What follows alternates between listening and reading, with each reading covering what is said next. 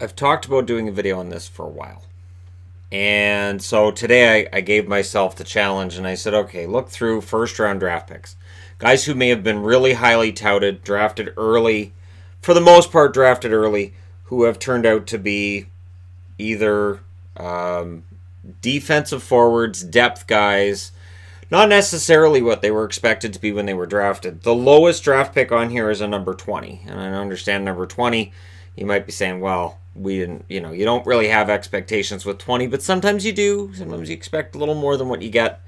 And the most recent draft pick is from 2015. So for guys who were drafted last year, the year before, you can't say they've reinvented themselves because they're still getting their feet wet in the NHL. And we don't really know what they are yet. And I also wanted to do this because there are certain players who just get labeled as busts and people move on. They go, that guy's a bust, and they move on. And I don't think that's always the case. So these are guys who may have been expected to be different than where they're at right now. Number 8, it's early in the season. But early in the season or not, I think that it is worth mentioning that Valeri Nichushkin, who was drafted by Dallas at number 10 in 2013, has carved out a pretty decent niche for himself as a bottom 6 guy in Colorado. Now, coming out of that contract with Dallas where he didn't perform up to task, and he didn't. He was downright terrible at times last year for Dallas. He has reinvented himself thus far with Colorado. He has been a very useful penalty killer. He's playing a defensive role. And yeah, he has actually kind of done that reinventing yourself thing that players need to do if they're going to stay in the National Hockey League. You may not make as much money, but you'll make a lot more than you will playing in the American League, East Coast League, or playing over in Europe in all likelihood. Some guys in the KHL have made a very good living that they would never have made in the NHL. Number 7. And this one's tough because I think this guy could still reach his potential. But it's worthy of noting that Eriksson Ek, who plays for the Wild, drafted number 20 overall. So this is the lowest draft pick on this board. He's drafted in 2015, so that's 4 years ago. At times last year, it looked like, he was headed for bust. Now, he's still not performing offensively the way it was expected, but he started to earn more ice time, and he has played very well in his own end of the rink. And he has shown that two-way game, and now the offense may very well be on the way. And that's why 2015 is the most recent draft I'm willing to use for this video. Eriksson Ek could end up being one of those guys from Minnesota. We could label him a late bloomer later, but it definitely is better than the bust label that you'd have if he just wasn't able to do that bottom 6 role, wasn't able to perform that bottom 6 role. So it's important to have a well-rounded game as a prospect now more than ever, I think. Number 6.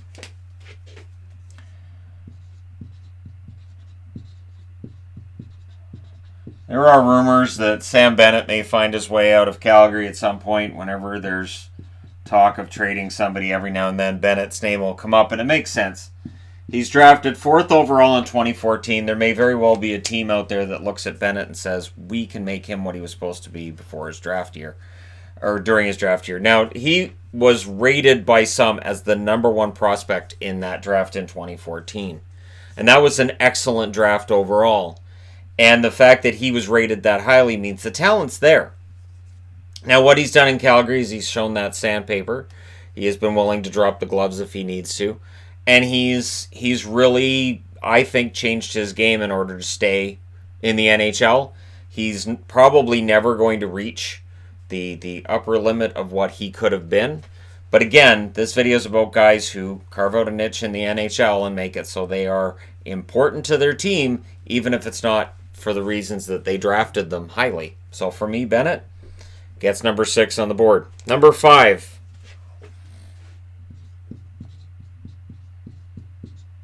If I had a dime for every time that I have had to talk about Jake Virtanen, Vancouver taking him at number 6 back in 2014.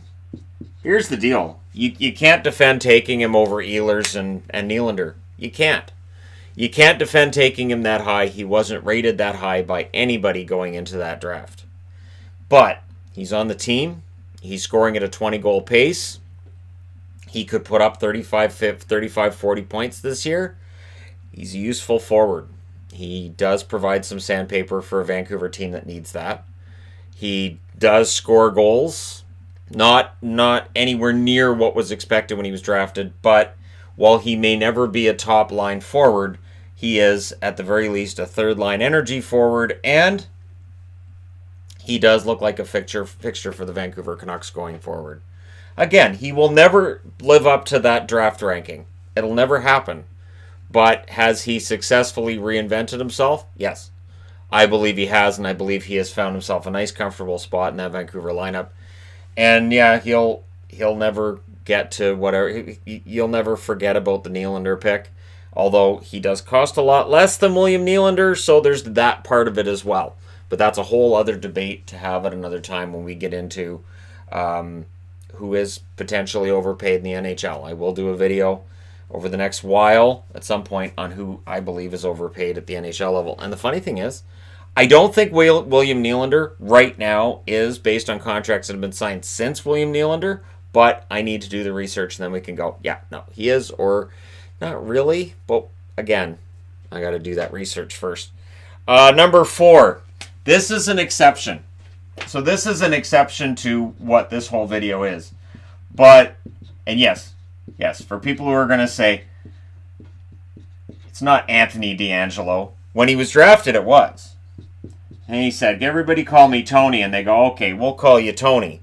But at the time he was drafted, and everywhere I look online, it says Anthony. So I'm going to put underneath Tony, which means that people are going to look and say, now wait a minute, is that Tony for Jake Virtanen or Tony DeAngelo?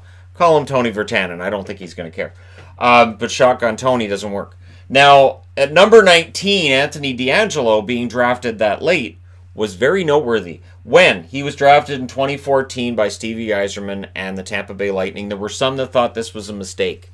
DeAngelo had a bad reputation. He had attitude problems, and at a time where general managers were saying character's very, very important in your top prospects, DeAngelo dropped like a rock in that draft. Now, the reason that I have him on the board is because he didn't work out at the Tampa Bay Lightning. He didn't work out at all until he hit the Rangers last year, and it was perfect. Absolutely perfect. But DeAngelo had been kind of written off even at the time of that draft. And yet, right now, he is the best bargain contract for me in the NHL at $975,000. Or $950,000 he signed for. Either way, it doesn't matter. He is a bargain contract.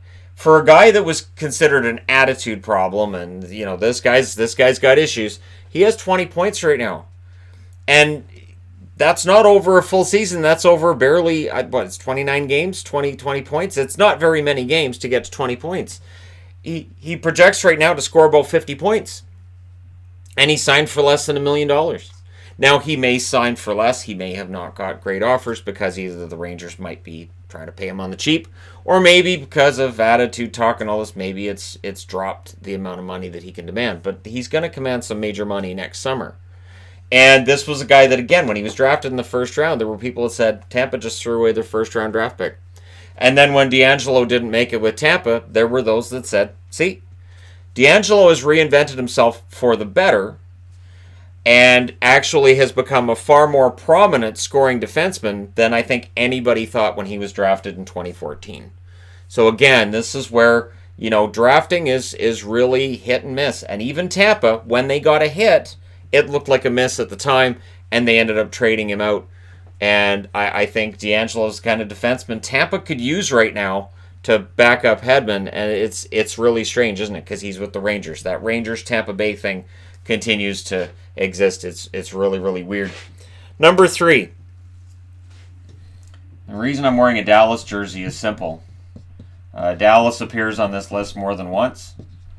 And I think, one reason that I've had for doing this video for a while is Radek Faksa and watching the way he's developed. When Faksa was drafted, there was a lot of talk about his goal scoring. And that drafted at number 13 in 2012, this is a guy who could low-key end up becoming a really, really good goal scorer. This was a really good pickup for Dallas. Really nice under-the-radar guy who could end up being a steal at 13. The goal scoring didn't happen. Injuries happened. And he had setbacks. And there was some talk at certain points like, well, maybe Fox is not going to make it. Fox has reinvented himself. He's very good on faceoffs. He's a very good defensive forward. He is a solid bottom six guy who still has some goal scoring there. I still think he could hit 20, 25 with regularity throughout his career, but that's not who he is. And the fact he's been able to reinvent himself as a really good two-way forward and a guy who can play bottom 6 minutes really, really well. And he never once, throughout his development, complained about not getting a break, about not getting top 6 ice time whenever Dallas would call him up. So he was not one of these guys who would say, well, yeah, I haven't scored yet, but they need to give me more ice time so I can prove myself. Never heard it, not once from him. So Faksa, greatly appreciate that. And this is why when rookies complain about not getting ice time or young kids complain about not getting ice time, and you'll see fans saying, you know what, they're right, they have that talent. They should get the ice time. No, because there are plenty of kids that don't complain and they follow the right channels and they end up succeeding. And I think if a kid's going to get ice time that belongs to a veteran who earned that spot, I think that sends an interesting message to the rest of your roster. Like, yeah, he earned that spot, but this kid's fast, though. Number 2. This is a very interesting one because this one's gone through multiple organizations as well. So people may look at this and say, well, no, Brett Connolly's a pretty good player. And they're right. And this is Tampa Bay on the board, again, with a player that didn't develop for them. 2010. And that's as far back as I looked for this video is 2010. Anything before 2010. And I said, nah, we'll stop at 2010. So from 2010 to 2015. Brett Connolly. Brett Connolly, right now for Florida, is one of their best goal scorers. With Washington last year, he broke through. And people have said, well, if he had the ice time, And they were right. They were right. Connolly's been great. But how many organizations did Connolly go through? How many times has Connolly been written off? And what he's done is he's become that goal scorer that he was envisioned when Tampa drafted him. But he got here by reinventing his game and being useful in other areas as well. So whether it was with the Capitals, where he was able to play a role there that didn't necessarily involve scoring goals, whether it was in Boston, where he worked pretty hard, he didn't necessarily get the goals there either. Whatever he was doing along the way, it kept him in the National Hockey League. It kept him visible and meant that other general managers, when he didn't work out with one team or another, whether it was for cap reasons, whether it was just they decided to go in another direction, another general manager would step up and say, we will give Connolly a chance. So now in Florida, he's got that chance, and he is scoring at a pretty decent clip. And in order to get to that, he had to reinvent himself first and say, hey, I am useful in many multiple ways. And it came through not succeeding in Tampa. And again, really hard work. This is why when people look at who my favorite players are on teams, and they're like, oh, he just likes the obscure guys. I like the guys who work really hard. I like the guys who maybe they're not getting the goals, but I can see that they're working really hard from shift to shift. The guys who don't complain when their ice time gets dropped. The guys who are there for the team, and you can tell by how much money they take, and again, by accepting whatever role the team gives them. Number 1. And this one to me is obvious. This one is the reason, he is the reason for doing this video right now. Because it is very, very noteworthy that he was drafted number 1 overall.